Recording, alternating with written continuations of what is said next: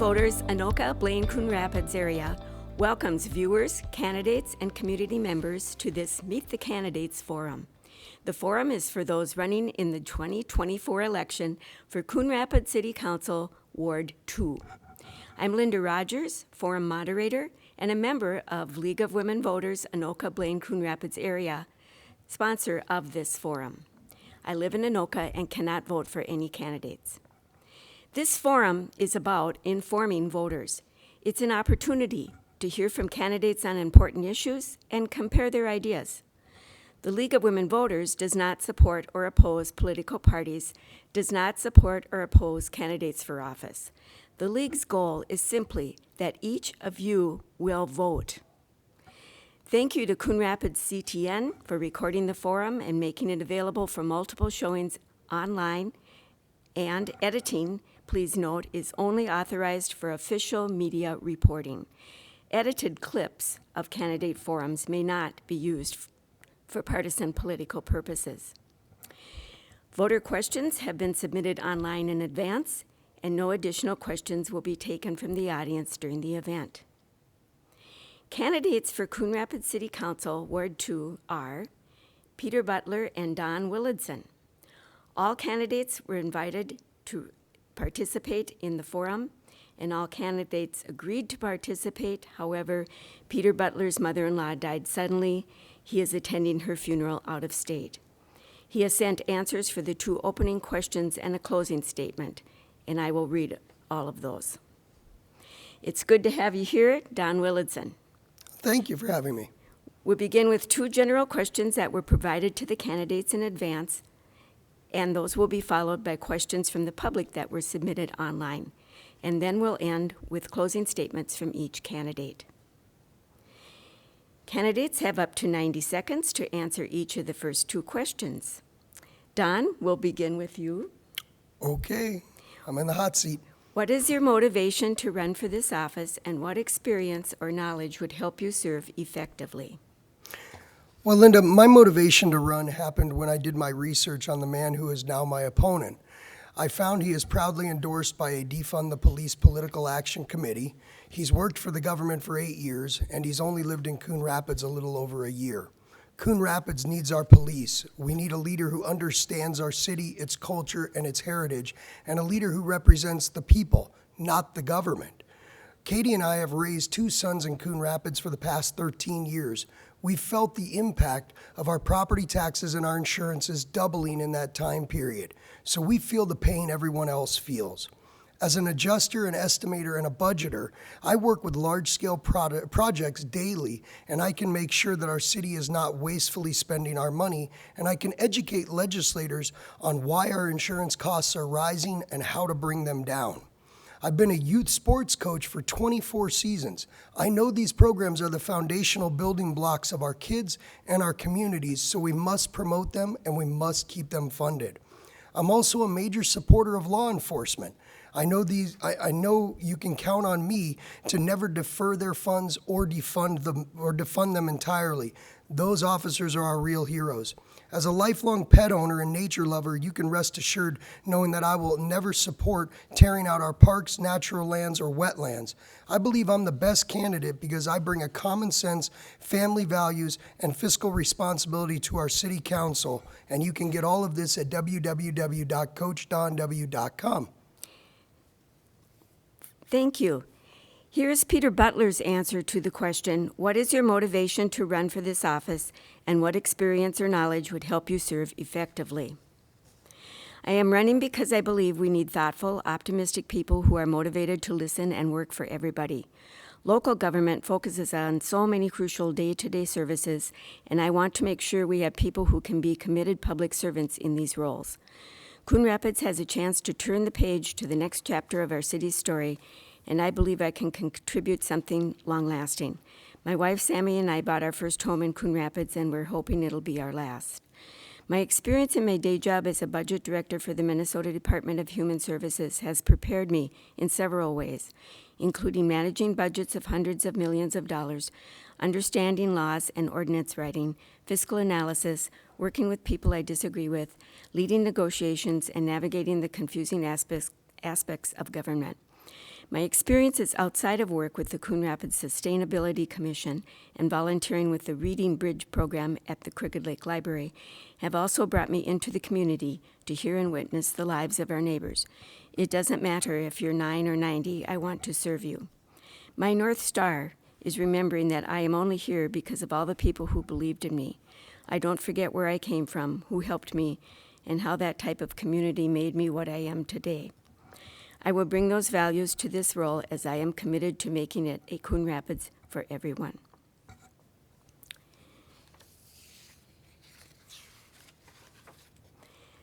Don Willitson, what are your goals for Coon Rapids' future?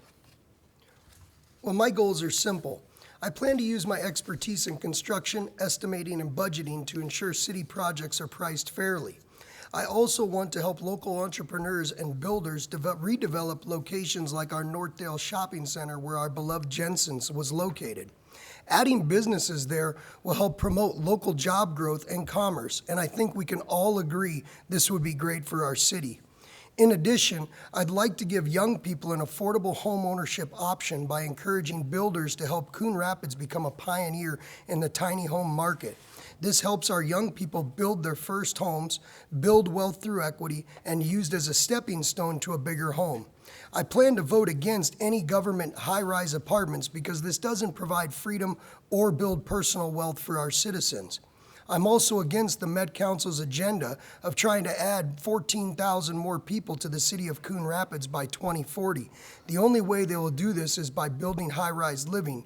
And I oppose this because it will cause the need for a new water treatment facility, cause severe traffic, new infrastructure will be needed, it'll cause increased crime and increase the need for more first responders. All of this means more taxes on everybody. We have the best law enforcement and firefighters around, so I will keep them fully funded. I'm a common sense man with a common sense plan who wants to help drive businesses, create jobs, give people affordable housing options, and keep our city beautiful and safe. Thank you. Here is Peter Butler's answer to, what are your goals for Coon Rapids' future? I want Coon Rapids to be for everyone and make it the best place to live in Minnesota.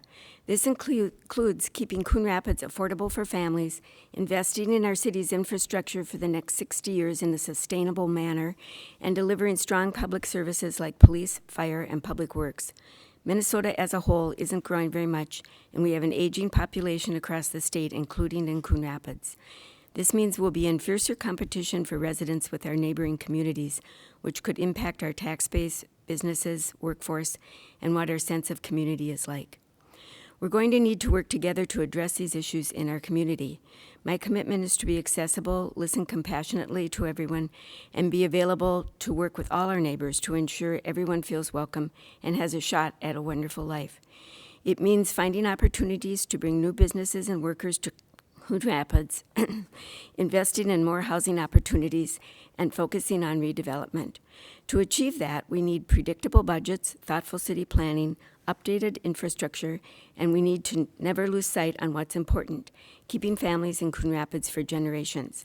I want our city to flourish, especially after so many difficult years. It's an opportunity to move forward in a new direction. I love living here, and I know change can be challenging, but part of leadership is figuring out how to maneuver through times of change and uncertainty. My goal is to make sure Coon Rapids comes out stronger with a vision of how to bring our community together over the rest of this decade.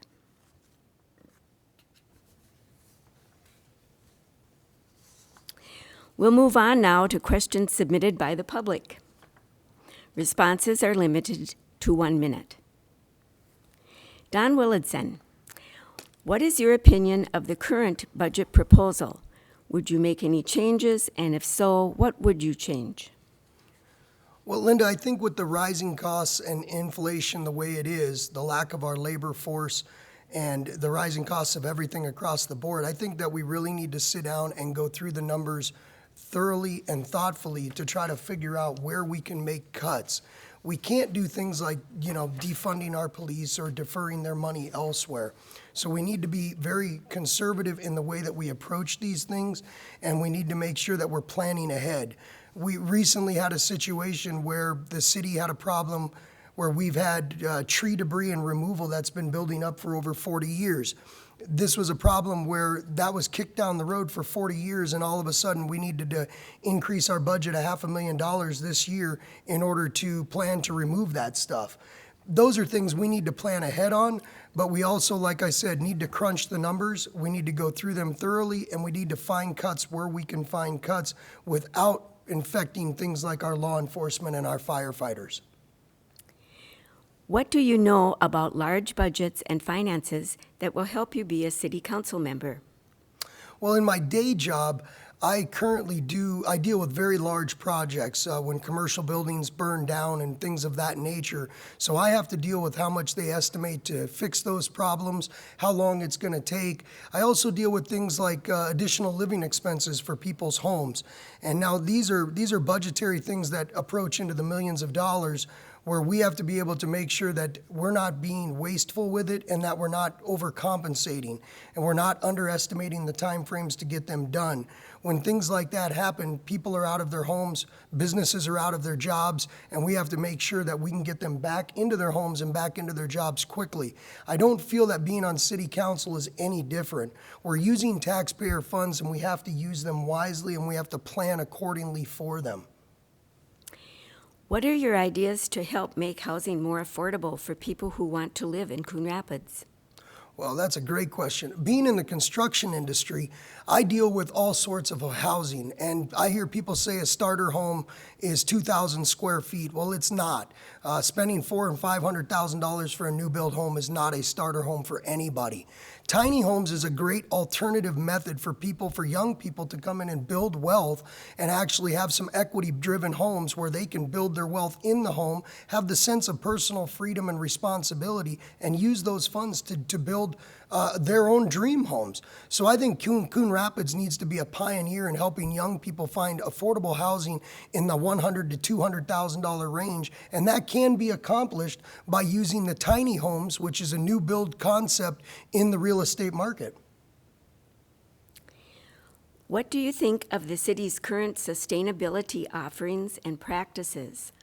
Are there changes you would like to see?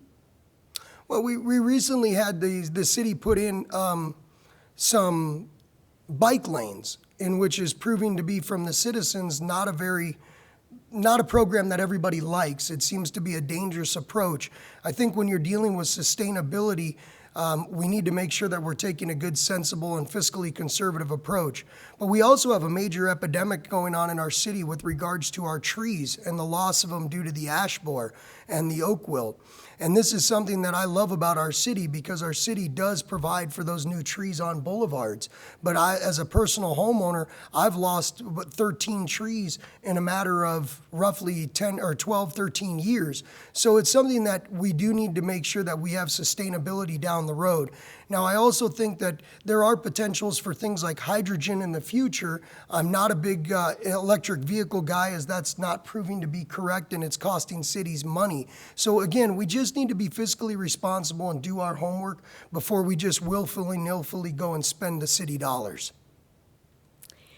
How do you plan to engage with and represent all members in our increasingly diverse community?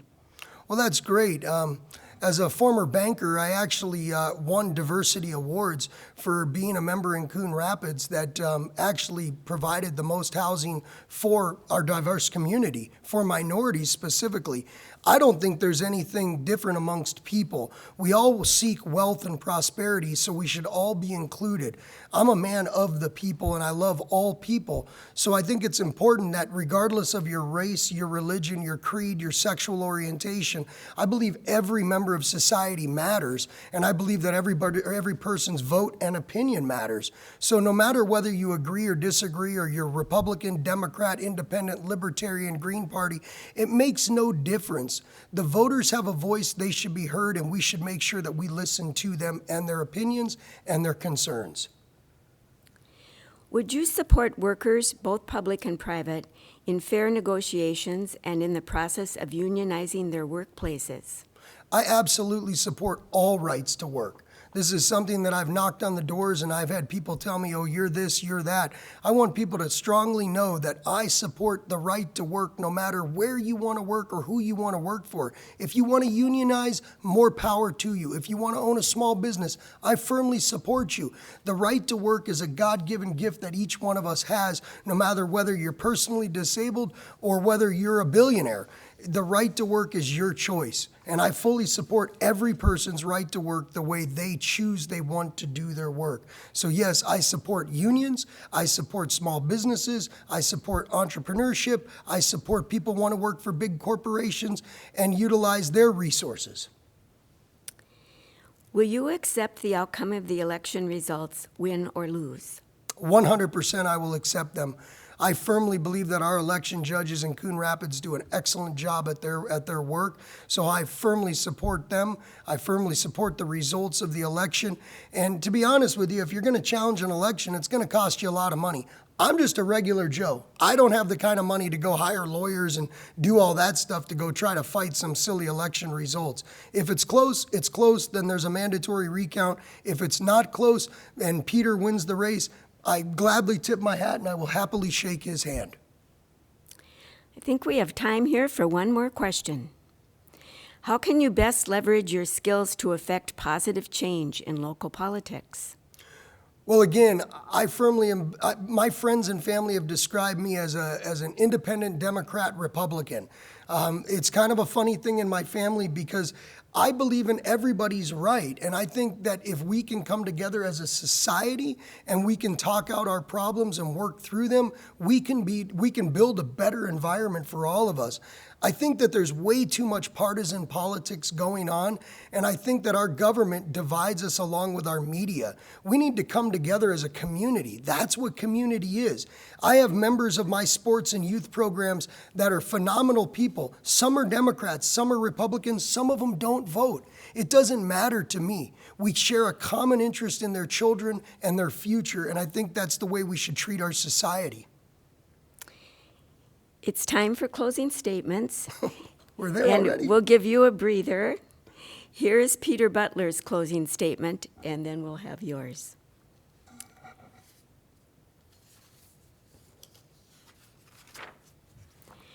I first want to thank the League of Women Voters and Mr. Willitson for allowing me to submit written responses today so I could be with my wife and her family at a funeral to celebrate the life of my mother-in-law. I wish I could have been here to answer all of the questions asked, and I will post responses on my Facebook page later this week because voters deserve to know my thoughts on these issues. This election isn't about me or my opponent, though. It's about you. It's about the life you want in Coon Rapids and what you want for your parents, kids, and grandkids. My wife and I bought our first house here. Hopefully it's going to be the last home we ever buy. The decisions I'd make as your council member will be decisions I'd have to live with for the decades that Sammy and I live here. I don't take that responsibility lightly because it matters for all of us. It would be an honor to earn your vote and your trust, and I promise I'll do everything I can to make Coon Rapids the best place to live in Minnesota. Don Willitson, your closing statement. Well, thank you, Linda. I would like to give my condolences to Peter, Sammy, and your family. God bless you during this trying time. Losing a loved one at such a young age is very difficult. But I do believe that I am the smart vote, and I am a man of the people, not the government. I plan to keep our city beautiful, safe so recreation can be abundant. And I desire to give people the opportunity to live free and build wealth. I'm eager to create local jobs, grow personal wealth, and keep spending down. I support keeping our first responders fully funded with the best equipment, and I'm a supporter of our vibrant senior community and our youth sports and recreation. I don't believe creating prosperity is a bad thing, and neither should anybody else. So vote with confidence by voting for me, Coach Don Willitson, to be your next city councilman. And know that I like to keep my voters informed, so visit my website, www.coachdonw.com, for more information. I'd like to thank everybody for learning about us and watching this tonight. I'd like to thank my Lord and Savior, Jesus Christ, for giving me the power to get through this. And I want to say God bless all of you and have a great evening. League of Women Voters thanks the candidates for speaking to voters about our issues and for running for Coon Rapids City Council Ward 2. Thanks, community members, viewers, and those who submitted questions. Find links to all forums at lwvabcmn.org. General election is Tuesday, November 5th. Early voting's already started, and you can vote early at Coon Rapids City Hall or Anoka County Elections Office. Please see the Coon Rapids website for more information.